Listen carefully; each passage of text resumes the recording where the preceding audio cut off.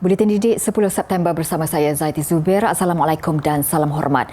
Kelonggaran prosedur operasi standard SOP apabila beralih ke fasa endemik COVID-19 menjelang akhir bulan depan bukan kebebasan mutlak tetapi menuntut kepekaan semua pihak. Kita perlu bekerjasama bagi mengelak tercetus gelombang baharu virus sehingga mengakibatkan tekanan luar kawalan terhadap sistem kesihatan negara.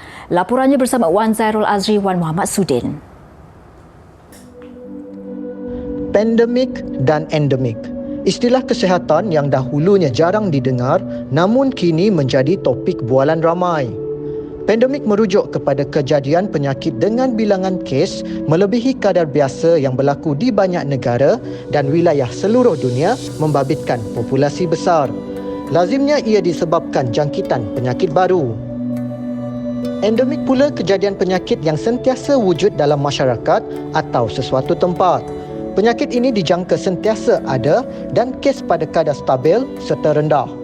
Memetik kata-kata Menteri Kesihatan Khairy Jamaluddin, fasa endemik bermula pada akhir Oktober dengan kadar imuniti kelompok diharap mencapai 80%. Bahasa mudahnya, kita hidup dengan virus.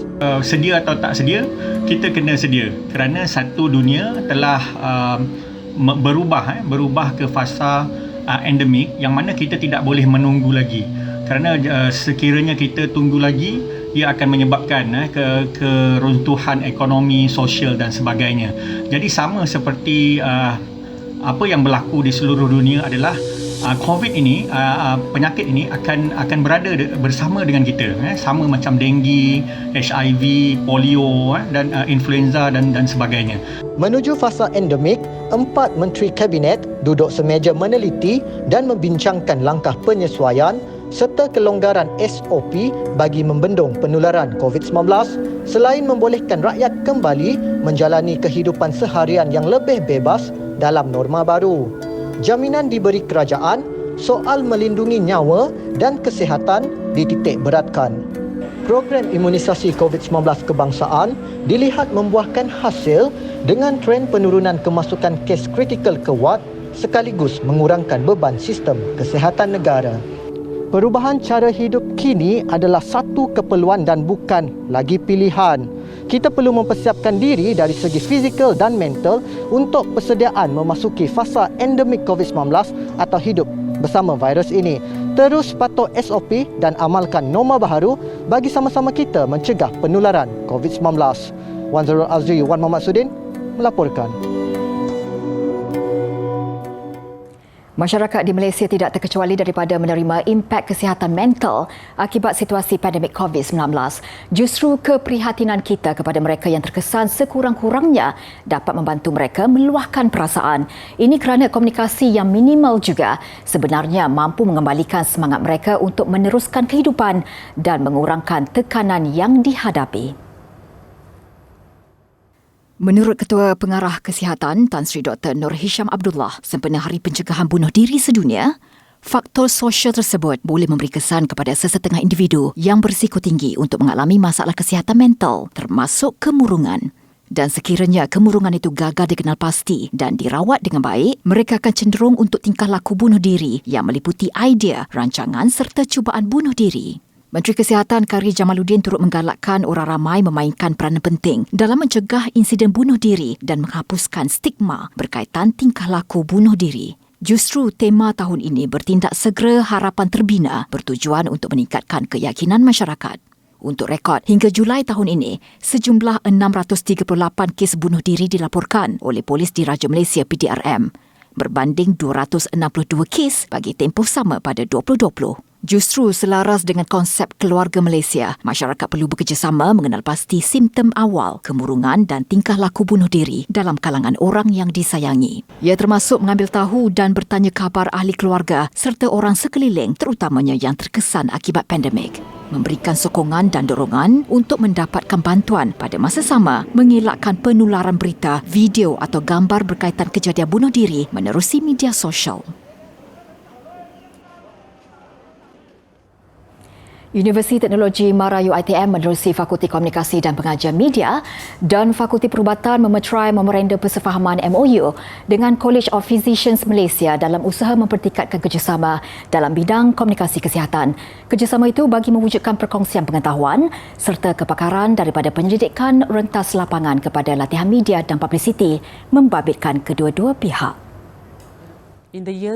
Menurut Dekan Fakulti Komunikasi dan Pengajian Media, Profesor Madya Dr. Masila Hamzah, dalam era perkongsian digital dan berita palsu ketika ini, sudah sampai masanya alat dan teknik komunikasi yang tepat digunakan bagi mengelakkan penyebaran maklumat palsu, terutama ketika dunia sedang berdepan pandemik COVID-19. Sincerely, we believe that this partnership will lead to many more mutually beneficial initiatives that produce new synergies and add academic value for both UiTM and College of Physicians Malaysia in the years ahead by way of our collaborative effort through a series of knowledge sharing to technical expertise. Profesor Madya Dr. Masila turut menyempurnakan majlis menandatangani MOU yang dijalankan secara dalam talian itu bersama Presiden College of Physicians Malaysia Dr. Lachman Ramanathan. Turut berlangsung prapelancaran 2 buah buku digital nukilan bekas pesakit kanser dan penjaga pesakit kanser yang berjudul Acute Myeloid Leukemia, Kisah Kemoterapi Saya. Buku terbitan Canwork dengan kerjasama Wonsi ini dijual secara atas talian dan hasil jualan akan digunakan untuk tujuan pendidikan penyakit kanser. Karya puisi Nurul Ain Sarah Muhammad Arifin, pelajar tahun akhir College Vocational Keningau Sabah, berjaya memenangi tempat pertama dalam Festival Seni Sepanyol Paints of the Spanish Sun. Puisi yang dikarang Nurul Ain Sarah itu khas untuk ibunya sebagai menghargai pengorbanan menjaga keluarga. Menurut pelajar jurusan pengurusan perniagaan KV Keningau itu, puisi bertajuk Her Grit ini melambangkan ketabahan ibunya mengharungi pelbagai dugaan hidup sejak kecil membesar dalam keluarga yang serba kekurangan. Namun Nurul Ain Sarah berasa kagum dengan kecekalan ibunya yang tidak pernah mengeluh atau mengadu masalah, malah dia sentiasa ceria dan optimis. Dia menulis puisi ini untuk mengabadikan pengorbanan ibunya dan mendedikasikan persembahan video puisi ini kepada wanita yang bergelar ibu. Hasil karya aslinya berjaya menarik perhatian penganjur festival dalam talian anjuran Monolith Projects XL yang berpangkalan di Barcelona. Festival ini mengetengahkan pelbagai kategori pertandingan termasuklah tarian, muzik, teater dan lukisan. She had moved mountain by carrying it on her tiny shoulders. Bersu kembali, 100 pelajar yang terjejas akibat banjir susulan fenomena kepala air di kaki Gunung Jerai menerima bantuan daripada Yayasan Pelajaran Mara. Bantuan berupa barangan peralatan persekolahan dan wang tunai itu disampaikan kepada pelajar di Merbuk Kedah yang kehilangan barangan itu selepas dihanyutkan arus deras. Ia disampaikan di bawah skim Dana Ehsan Pendidikan. Untuk kita salurkan kepada mereka yang terlibat dengan bencana di kawasan-kawasan yang telah pun kita kenal pasti, terutamanya di kawasan Merbuk ni. Dan saya fikir dalam keadaan fasa 2 nanti ini sudah pastilah saya sebut tadi tentang emosi anak-anak kita. Pertama ialah emosi tak dapat belajar, PKP, dan masa yang sama juga emosi apabila dilanda bencana.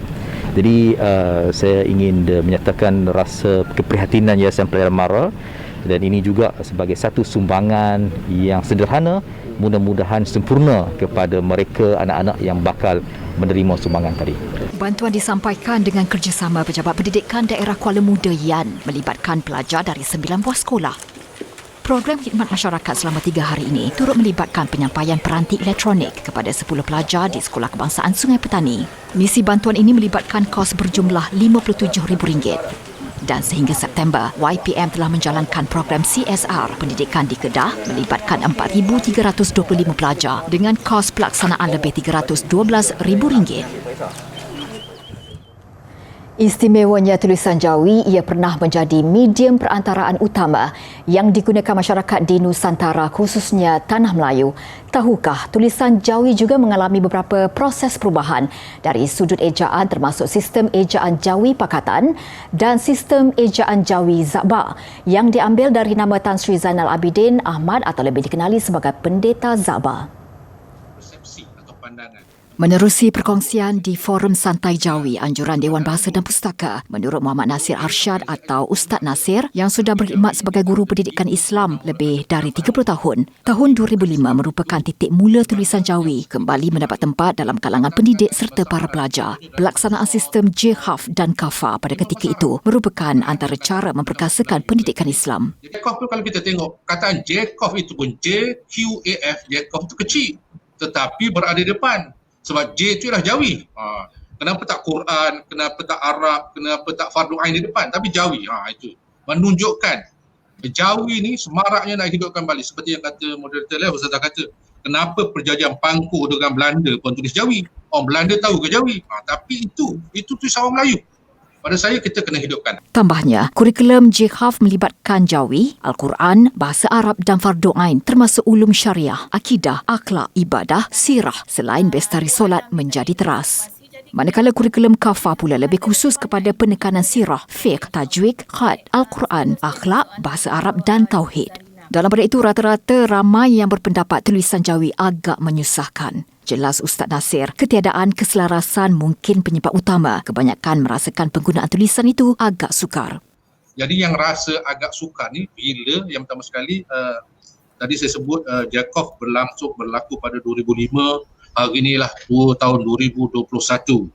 Maknanya anak murid JCOF yang berumur 7 tahun ketika itu hari ini dah berumur antara 23 dan 24 tahun. Maknanya dah jadi, kalau yang dah kahwin dah jadi mak bapak lah. Maknanya secara langsung mereka memang dah terima ejaan Jawi baharu. Bukan jauh, saya nak kata bukan Jawi baharu, sebenarnya Jawi yang diselaraskan. Baharu Jawi sebab daripada dulu sama aja. Dia tak ada masalah.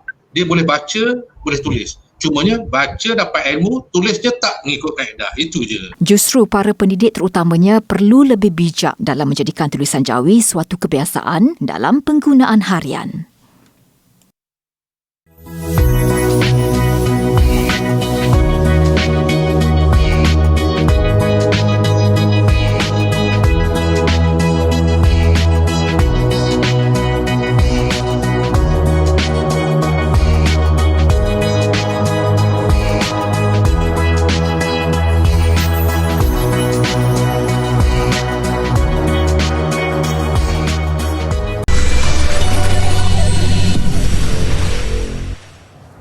Melaka menerusi Majlis Bandaraya Melaka Bersejarah memenangi anugerah khas Jean-Paul Lallier Prize for Heritage Anjuran Pertubuhan Bandar Warisan Dunia OWHC yang berpengkalan di Quebec, Kanada dalam satu majlis penyampaian hadiah secara dalam talian. Datuk Bandar Majlis Bandaraya Melaka Bersejarah Datuk Zainal Abu berkata, anugerah berkenaan bertujuan mengiktiraf dan menghargai bandar yang menunjukkan usaha pemuliharaan harta warisan budaya dan menjadi rujukan serta pemangkin kepada masyarakat antarabangsa. Anugerah yang diberikan setiap 2 tahun sekali itu dimenangi Melaka menerusi projek yang dilaksanakan iaitu penambahbaikan dan pemuliharaan persekitaran Bandaraya Melaka Bersejarah dengan beberapa komponen projek bernilai RM10.4 juta sejak tahun 2012 dan berterusan sehingga kini. Komponen projek antaranya membabitkan penyediaan lebih banyak ruang terbuka untuk orang ramai dan laluan pejalan kaki sebagai perkongsian ruang dengan pengguna jalan. Selain menghubungkan lorong belakang sebagai laluan alternatif pejalan kaki, projek berkenaan dijalankan di Jalan Hang Jebat, Jalan Tun Tan Cheng Lock, Lorong Hang Jebat, Jalan Kampung Pantai, Jalan Kampung Huli, Jalan Kuli, Jalan Tukang Emas dan Jalan Tokong.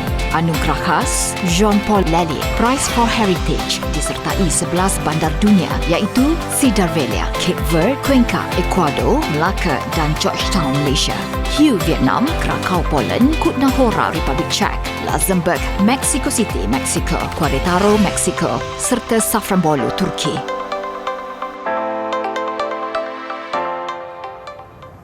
Bagi yang sudah biasa dengan kardio, pasti mengetahui senaman planking dan kebiasaannya rutin planking hanya mengambil masa beberapa minit sahaja. Namun, bagaimana pula planking yang berterusan melebihi 9 jam? Itu yang dilakukan seorang lelaki dari Australia, Daniel Skelly, untuk mencipta rekod dunia.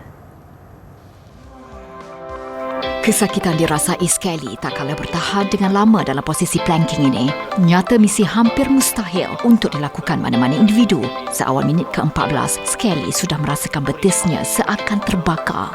Selain penat keseluruhan otot badan, terutamanya di bahagian abdomen, memasuki tempoh masa 6 dan 7 jam, badan Skelly mula menggeletar sebelum muntah. Dan akhirnya Skelly menutup catatan rekod dunia baharu 9 jam 30 minit 1 saat. Sekaligus memadam rekod lama dipegang oleh George Hood 8 jam 15 minit 15 saat. Ia percubaan kedua Skelly selepas percubaan pertama pada 18 Jun lalu gagal atas masalah teknikal. Skelly yang merupakan pengidap sindrom kesakitan kronik CRPS susulan patah tangan kiri ketika usianya 12 tahun memaklumkan percubaan memecah rekod dunia ini seiring dengan misi menyebarkan kesedaran tentang penyakit berkenaan, juga memberi inspirasi kepada orang ramai supaya tidak mudah mengalah meskipun terdapat kekurangan diri.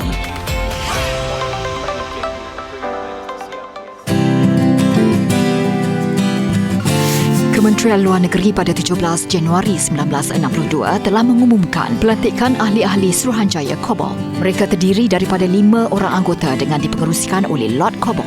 Suruhanjaya ini bertanggungjawab mendapatkan pandangan penduduk Sabah dan Sarawak mengenai gagasan Malaysia sekaligus menyediakan usul berdasarkan kepada pendapat dan kehendak rakyat di kedua-dua negeri itu. Mereka dikatakan telah berjumpa dengan lebih 4,000 orang penduduk dan menerima 2,200 memorandum serta surat sepanjang tinjauan dilakukan dari bulan Februari hingga April 1962. Laporan Suruhanjaya Kobol seterusnya dikemukakan kepada Kerajaan Persekutuan Tanah Melayu dan British pada bulan Jun 1962. Ia menyaksikan pembentukan Malaysia direalisasikan pada 16 September 1963.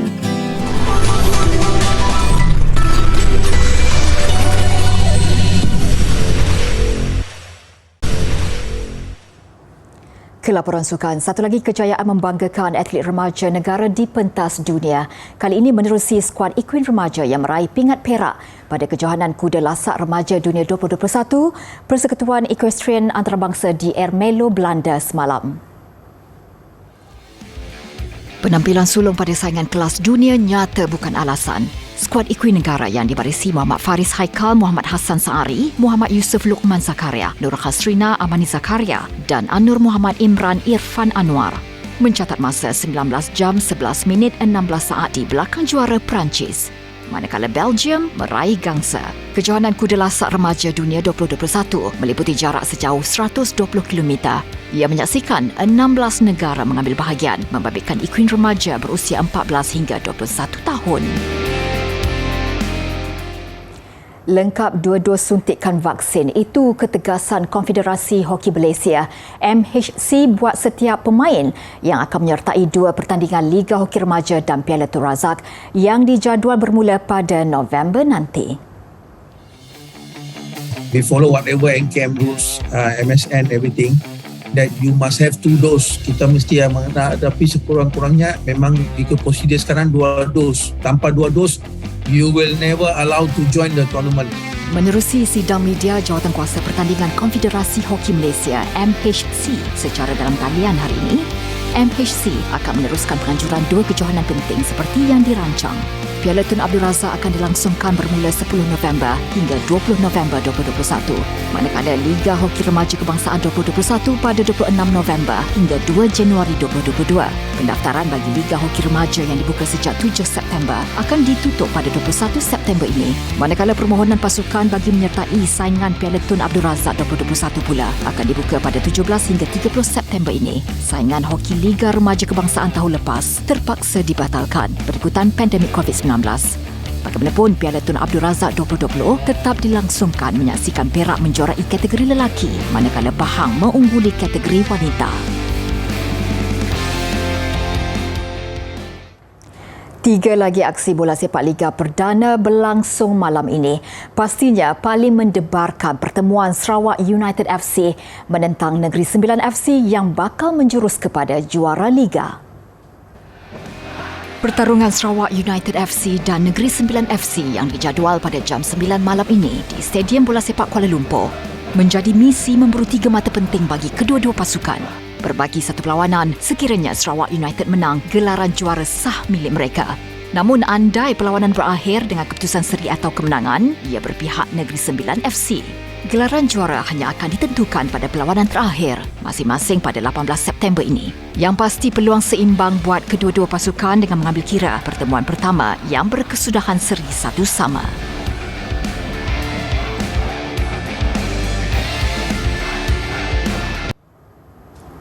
Perlumbaan rally di kawasan Litar mengakhiri buletin didik malam ini. Dengan itu saya Zaiti Zubir, salam hormat dan Assalamualaikum.